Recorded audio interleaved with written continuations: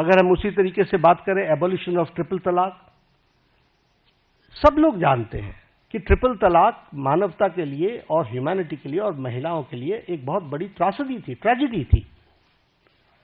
लेकिन चुप बैठे हुए थे, सुप्रीम कोर्ट भी बोल रहा था।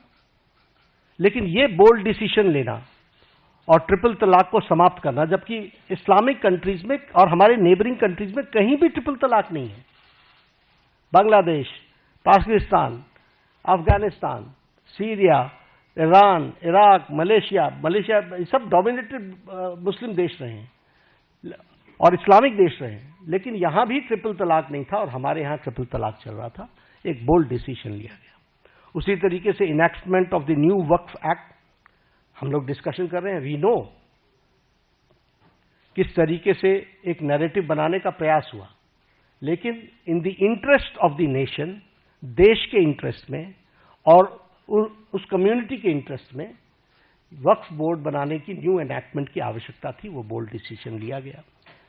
उसी तरीके से सिटीजन्स अमेंडमेंट एक्ट, उसी तरीके से डीमोनेटाइजेशन, उसी तरीके से मोर देन 3 डिकेड्स हम विमेन रिजर्वेशन की तरफ नहीं बढ़ पाए, लेकिन 33% विमेन रिजर्वेशन देने का काम प्रधानमंत्री मोदी जी के नेतृत्व में हुआ।